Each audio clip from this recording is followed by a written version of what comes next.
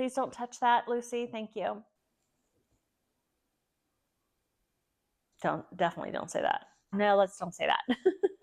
Yeah, let's do that. Nope. God damn it. Shit. So of course we are...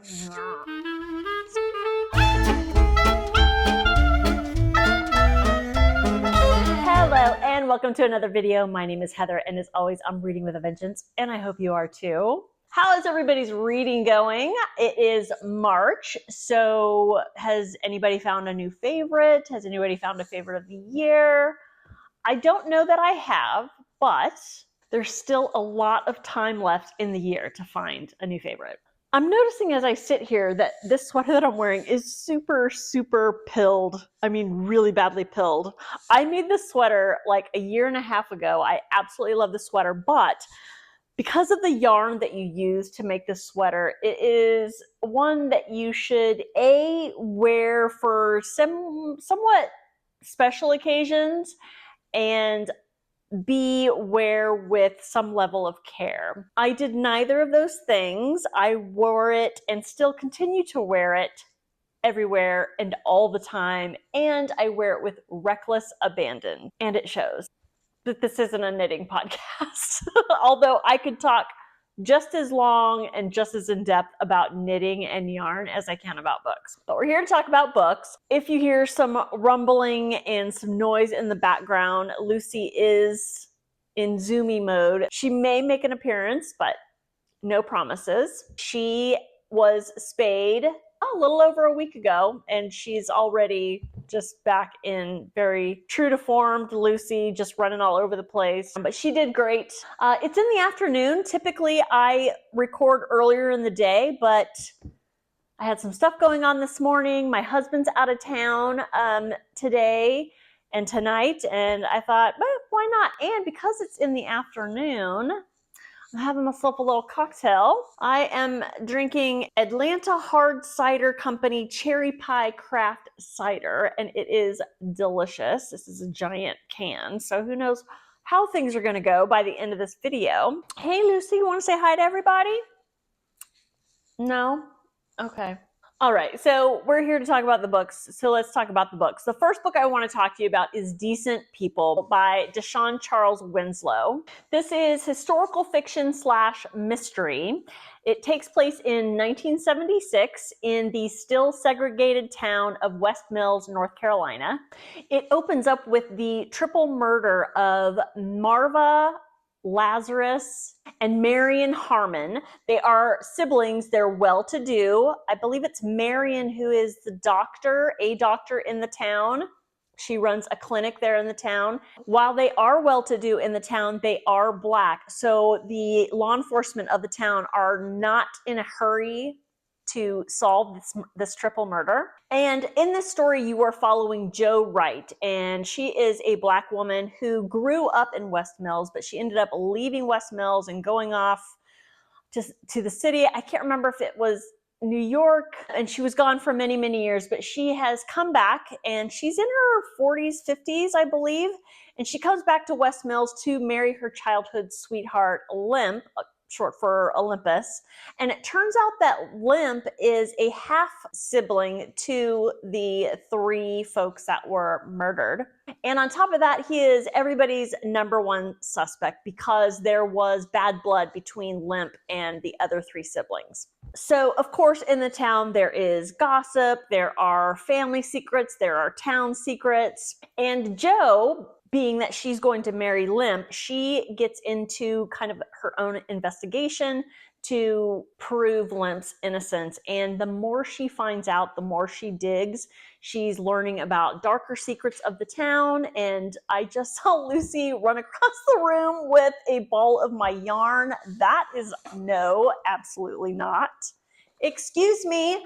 Anyways, Jo is finding out deeper, darker secrets of the town. She's finding about cover-ups, racial cover-ups, homophobia, medical misuse in the clinic that Marion runs or ran. So, of course, we are dealing with themes of race, of class, the complexities of community. We really get into the effects that racial tensions can have and how it can lead to unnecessary tragedy. This was a really, really good story. I don't remember how it came onto my radar, but I listened to this and it was very well narrated and the story was really, really well crafted. I don't know why I haven't heard more about this book, but there's just so many books out there. Of course, some are going to fall through the cracks, but I would definitely recommend this book. It had me engaged. It had me wondering how it was going to end and really how it explored all the themes that I mentioned previously and how that was woven into a pretty good murder mystery. This is a really, really enjoyable book and I would recommend it. The next book I read was The Searcher by Tana French. I have so much to say about this book.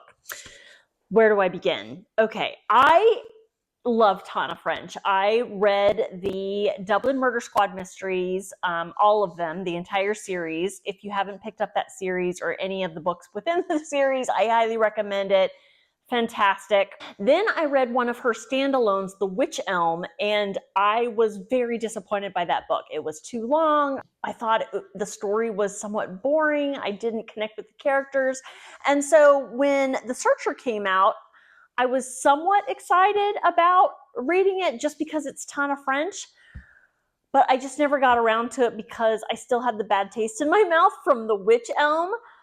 Then The Hunter was selected for book club, and I won't get into why the second in a series was picked for book club. That's a whole nother story. But it was. The Hunter is the second in the, I think it's called the Cal Hooper series. Let me double check that.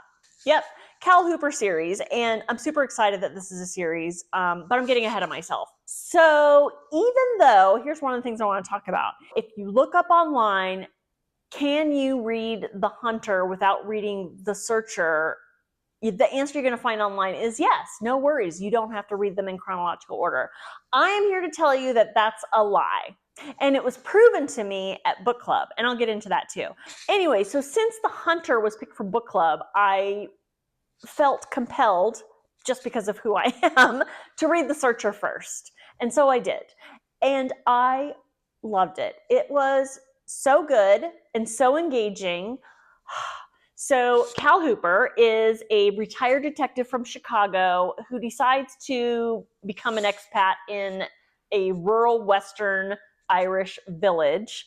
He buys this small cottage in this tiny little rural village. But then as he is settling down and kind of fixing up his cottage and making it livable, he feels like he's being watched. And it turns out this kid shows up on his property, about 11, 12 years old. He doesn't say much, but he comes poking around the cottage and like is watching the land. And finally, Cal is like, "Why are you hanging around? Who are you? What do you want?" And finally, this kid says, "Look, my older brother went missing about, I don't know, maybe a year ago. I can't remember the timeline. Relatively recently, but not so recent that he's alarmed that something has happened to his older brother." So being that this is a small Irish town, everybody knows, even though Cal has tried to keep it under wraps, that he was a former cop. There are no secrets in this town. Well, there are, but they're certainly not Cal's. What is the kid's name? Trey. Trey is the kid. Trey enlists Cal to find out what happened to his older brother. And Cal, being Cal, he decides to look into it. Of course, there's other stuff going on in the town. Cal has this neighbor who comes across as charming and friendly, but he has this underlying, I would say threatening is a little strong word, but he basically gives Cal the impression, don't go digging too deep into the town secrets where you don't really belong. So, and there's other people who are giving him the same vibe. And then Trey comes from a family of problems. And Cal, the more and more he gets to know Trey, the more protective he gets and feels towards Trey. Because he bleeds blue and he's growing to care so much about Trey, he cannot help himself. And he gets deeper and deeper into his own investigation, and he gets himself into some trouble. And that's all I'll say about the story. There's lots and lots and lots going on in the story. It's great. I loved it. It is masterfully written. There is a twist that happens about halfway through the book that threw me for a loop. Maybe other people would have seen it coming, but I certainly didn't, and I just loved it even more for that twist. There's just so much going on in this story. I mean, Cal trying to fit in this village, that has been there for just generations, and they're the same people, the same families that have been there for generations, and Cal is such an outsider, and he's trying to fit in and trying to help one of their own, but at the same time, the secrets that are underlying in what has happened to Trey's older brother, Cal is caught on this very fine line of wanting to be able to live in this village among these people, but also trying to find out what happened to Trey's older brother, and digging and getting to know these people and getting to know things that the rest of the village would like to keep buried. So good, highly recommend. And let me just tell you, if you have any interest in reading The Hunter, don't believe anybody when they tell you that you could read The Hunter as a standalone. I suppose you could, but there are just nuances, and I'll tell you this. Oh, this is what I was going to tell you too. So when we finally had book club for The Hunter, and I have read The Hunter, I'm not going to talk about it in this video, probably next one. Everybody enjoyed it. Everybody had a really good time with it, but they were confused on some things, and there were some questions they had. There's just too much that you learn about certain characters that reemerge, and not insignificantly, in The Hunter. It's just a much, much better reading experience if you read The Searcher first. So just take that with a grain of salt. But back to The Searcher, highly enjoyed it, highly recommend it. Really looking forward to the third in the series. I don't know if this is just a duology. I haven't done my research. Let's look now. Is there going to be a third? Yes. Turns out Tana French is currently working on the third book in the Cal Hooper series. So that is good news. Okay, the next book I want to talk to you about, I have a very unpopular opinion about. This is weird. I'm having a really weird deja vu. I'll cut this out, I guess, if I've already talked about it. The next book I want to talk to you about is Betty by Tiffany McDaniel. So many people recommended this book to me. So many. I mean, like people who have regularly commented on my videos, who watch me consistently, who vibe with me with as far as our reading taste, said, oh my gosh, you need to read Betty. I think you're going to love it. I did not love it, and I DNF'd it. I really tried, and I DNF'd it pretty deep into it, because I really trust you guys as far as you guys recommending me books. Most of the time, you guys know well enough with the books that I talk about. When you give me recommendations, I'm like, cool, and usually you guys are spot on. I probably DNF'd this book at 50, maybe even 60%. Like, I was deep into it, and I just couldn't take it anymore. And it might have been that I was listening to it. And here's one of the things that excited me too. Dale Dickey, I believe, narrated the book, and I was super excited about that. I love her voice, and if she's going to be narrating books about either rednecks, hillbillies, white trash, whatever you want to say, and no shade on any of those groups of people, but she's got the voice, the perfect voice for that demographic. She did a great job. Here was my problem with the book. Well, let me just tell you what the book is about if you don't know. So you're basically in the foothills of the Appalachians, and you are following Betty. It's around the 1950s. She's born in a bathtub to a Cherokee father and a white mother, and they are dirt poor, and they live off the land as much as they can, and they also live off of Cherokee or indigenous folklore. So we have a coming of age, and told from the point of view of Betty, this young girl, and she is learning about life from her father, from her mother.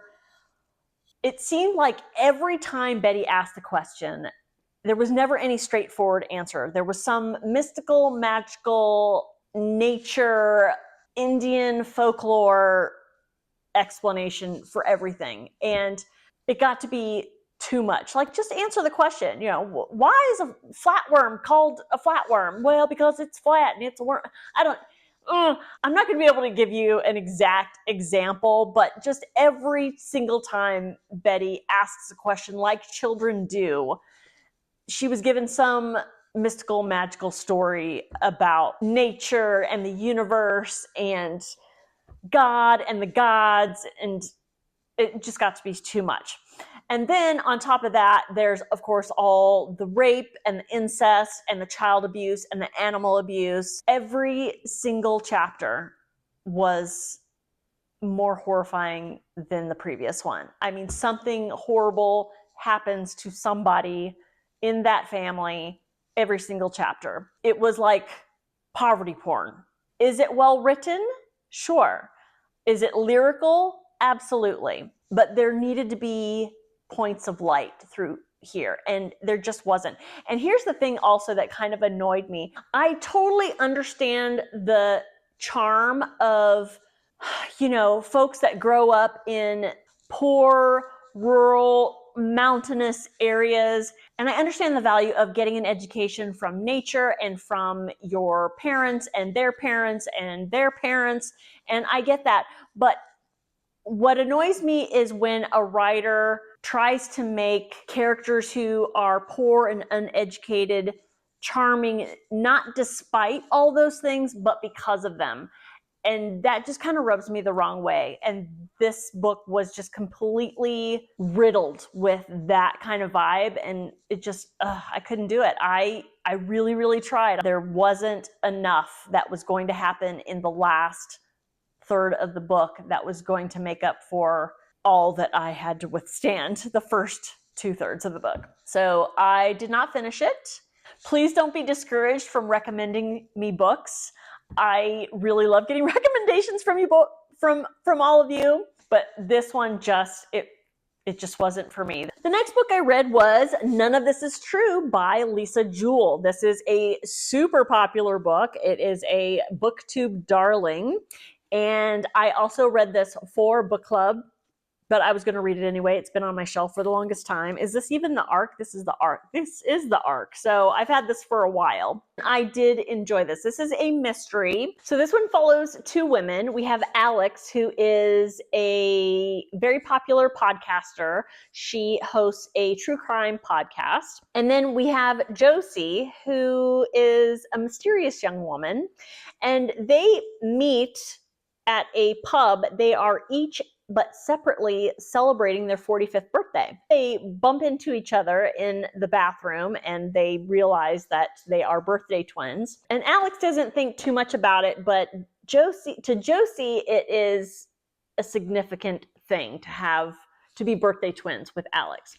And then not too much later, Alex bumps into Josie again, this time outside of her kid's school, and they get to talking, and Josie tells Alex that she believes that she would be the perfect subject for her podcast because of some really big things that are going on in her life. And she's very, very cryptic about it, and she kind of baits Alex into meeting her later to talk about why Josie thinks that she would be a good subject for Alex's podcast. Alex agrees to meet with her and then agrees to have Josie on her podcast. And as Alex and Josie get to know each other more, and as Josie is telling her more and more her story, Josie kind of finagles her way into Alex's life, and not just into Alex's life, but into her home. As Alex's podcast on Josie reaches kind of a crescendo, Josie disappears without a trace. And it's then that Alex realizes that there's a lot going on that Josie didn't tell Alex. It was very intriguing. I was thinking about it when I wasn't listening to it. I did listen to it. It is a multi-cast audiobook, and I thought that was really well done. It is dual perspective from Alex and Josie, and I enjoyed that part of it too. I can't really say a whole lot about even the structure of how this book is put together because I don't want to spoil anything. So I'm not going to say too much more about it. I did enjoy this book. The ending is, do I want to say anything about the ending? I don't know how I feel about the ending because I feel like it's an ending that is left to interpretation. But then when I talked to somebody else about this book who read this book, they thought like, no, it is not left up to interpretation. It's very clear what happens in the end. So the only thing that bothered me about this story is I don't like it when a character who is written to be very strong-willed, strong-minded, independent, very sure of herself, and then allows herself to be kind of walked over by a pretty meek character, because I just don't find, that very realistic. Now, if you have a character who is manipulated by a very highly intelligent, calculating, deliberately manipulative person, then I can see that happening. But that wasn't the case here. So it really kind of rubbed me the wrong way, the way Alex was easily manipulated. Now, there was a reason that I won't talk about that kind of let me forgive it a little bit, but I just will say that if I'm going to split hairs about this book, that was the only thing that kind of bothered me. But do I recommend this book? Absolutely. I think you'll enjoy it. If you haven't already read it, I think I'm a little bit late to the party with this one. But if you haven't read this book and you were thinking about it, go ahead and pick it up because you won't be disappointed. The next book I read was Northern Spy by Flynn Barry, another first in a series. And I really enjoyed this book, and I'm so glad that I did because I have the next one, Trust Her, on my shelf somewhere on here. Anyways, Northern Spy is a historical mystery thriller book, and it takes place in Northern Ireland 20 years after the Good Friday Agreement, which basically was kind of, I think, of a ceasefire with the IRA. However, even after that agreement, the presence of the IRA still kind of casts its shadow. So that's the setting of it. And then you're following a family. We have Tessa, who is a young woman who works as a journalist for like a BBC radio station, and her sister Marion, who is a paramedic. And they're very, very close. And Tessa has a little boy, I believe. And they live together, I believe. They're very, very close. Tessa is watching TV and she sees a news report of a bombing, and it is linked to the IRA. And then all of a sudden she sees her sister on the screen being arrested at the scene of this bombing. And so it is implicated that Marion is a member of the IRA. And so Tessa she can't believe it. There's no freaking way, that her sister is involved in the IRA. The story goes from there as far as Tessa finding out why Marion is involved in the way that she is, and the complications that it has in their family. This book really gets into, family bonds and the lengths we go to for each other, but also the secrets that we keep from each other and why. This book really explores just life in a deeply divided society and the effects that has, the far-reaching effects that it has on a community and beyond. This gets into motherhood and sacrifice and loyalty. This is a really well-crafted story. This book is really a perfect example of why I love historical fiction so much. I really love learning about certain events in history that have effects that we can still see today, which, it's a lot. There's a lot of events in our history that do that, but when it comes to Irish history, I have Irish ancestry. This book also really smacks of one of my favorite shortlisted books from Women's Prize for Fiction from 2 years ago, and that was Louise Kennedy's Trespasses. So good.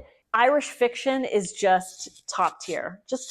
I have yet to read Irish fiction from Irish authors and be disappointed. Trespasses, The Queen of Dirt Island, and now Northern Spy, and now I can't wait to get to Trust Her. This was really, really good. And the more I talk about it, the more I remember it. Like, I feel like when I first finished it, I was going to give it 3.5, maybe 4 stars. And now I'm leaning more towards like 4 to 4.5 stars. It was really good. Highly recommend this book if you haven't read it. Again, late to the party on this. I really loved Tessa and her conviction, and I loved Marion as well. There's always like 8 sides to a story. Okay, not 2 sides, not even 3 sides. Sometimes there's just the complexities of why people do the things they do that don't appear what they seem on the surface. Just fascinating to me. And Flynn Barry just did a fantastic job with this story and these particular themes and these particular events in history. I think I've raved quite a bit enough. Northern Spy, really, really good. Highly recommend. The next book I want to talk to you about, man, my feelings are up here and down here. Just run the gamut in this video because I have so much to say about this book. The next book I want to talk to you about is Stinger by Robert McCammon. And let me tell you, I have 2 all-time favorite books that were written by this author. Is this one of them? No. So Robert McCammon wrote Boy's Life, absolutely loved it. He also wrote Swan Song, all-time favorite, absolutely loved it. We saw the trailer for Teacup, and I'm like, wow, that looks really good. And we were super excited to get into it. And of course, with any movie or TV series that I am intrigued by, I always want to see if it is an adaptation of a book. And sure enough, when I found, not only did I find out that it was an adaptation, it was by an author who I absolutely love. And so I couldn't help myself. I was super excited to read this book, and oh my God, what a dud. If you watch the series Teacup and you think, oh my God, this is really good, the book must be better and I'll read it. Don't, because very, very different. Very, very different. Lots of creative liberties were taken with the TV series that didn't happen in this book. And there's a lot in this book that, thank God, didn't happen in the show. This book read a lot like The Outsiders, if The Outsiders was really poorly written. Basically, you're following 2 rival gangs, like the Rattlesnakes, and what are they? The Rattlesnakes and Renegades. The Rattlesnakes and the Renegades. And they live on each side of the Snake River, and it's this dying little dusty town. One day, basically an alien crashes, and the alien inhabits the body of this little girl, and the alien in the little girl is benign, and she basically is on the run from an alien bounty hunter, and the bounty hunter is not benign. And the bounty hunter chases her to this town and puts over this protective dome over the town. Nobody can get in, nobody can get out, until the bad alien finds the good alien and drags it back to space where they belong. But the alien doesn't even really come into play very much until deep, deep, deep into the book. Most of the first third of the book, you're dealing with the rival gangs and these teenagers who, I mean, this book I think was written in the 80s. So it's really, really cheesy dialogue. It just read really, really cheesy, and I didn't really care about the family of the little girl who was kind of inhabited by the good alien. And I think if she was just a little bit more fleshed out, I think it would have been a little bit more engaging, and I think I would have connected a little bit more, but it was so surface level. And then just all the quirky characters in the town, they had quirk and no substance, and that just doesn't do anything for me. This was such a disappointment, such a letdown. The show is pretty decent. It's not bad. I might have done myself a disservice by setting my hopes too high, considering the other books that this author has written and how much I love them. But I don't know. I can't rightfully recommend this book. I would be more comfortable just recommending the show. And I'm not one of those people that was like, oh, this didn't age well and blah, blah, blah. Honestly, I think even if I had read this 30, 40 years ago, wouldn't have worked for me. I'm trying to think of other adjectives besides cheesy, but I mean, that's really the best word. That's the only word I can think of for this book. Disappointing and cheesy and just didn't work for me. This book, on the other hand, was tragic, but a delight. I read the arc for the Book of Flaco, which is the world's most famous bird. Until I picked this book up, I had no idea about Flaco, but I guess he created quite a stir up in New York City.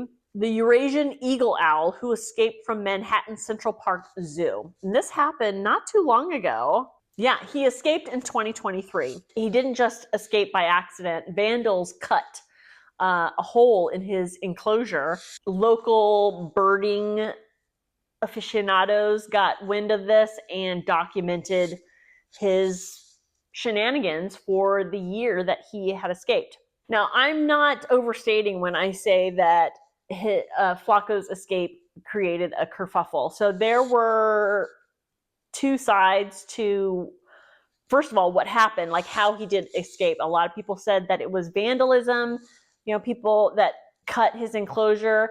There was also a rumor going around that it was an inside job. Somebody who worked for the zoo made sure that Flaco escaped because of his deplorable living conditions. I mean, I guess his enclosure was about the size of a department store display window. So there were, two sides to that story. Then once he was escaped, there was the people who were like, you need to catch this bird. He has spent 11 years in captivity. He's not going to be able to survive on his own. And then there were the other camp that basically said, he is a wild bird whose instincts will take over. Let him out, let him be free, leave him alone. And there was really, really adamant, just vitriol on the internet, these two camps going at each other as far as what should happen to Flaco. And I guess this just went on. This went on for a year. Flaco was on the lam for a year. And it's not a spoiler. It does say on the back of the book. So when I tell you this, I'm not spoiling it. He died almost exactly a year after he escaped. And this book really gets into how humans' interference with nature had to do with Flaco's death. And it's not just about, a bird that was raised in captivity being free that killed him. And it's not just about, the poisons that are put out into nature because of the terrible rat population in New York City. And of course, that's a huge menu item for owls. And so that was getting into his system, and just all the people that were just coming around and trying to take pictures of Flaco. So this book really explores the interaction between nature and humans and the effects that it has, good and bad. I found it fascinating and, of course, tragic. It was very, very sad. Even knowing what happened to Flaco at the end, I mean, you find out the circumstances of his death. It is tragic and it's heartbreaking, but I think this is a really important story. And there's also hope in this story, because one of the things that Flaco did was it really brought a lot of people together, and it got people interested in birds and nature in general, and got them outside and on the hunt for sightings of Flaco in Central Park. And so there's lots of upbeat themes in this book as well.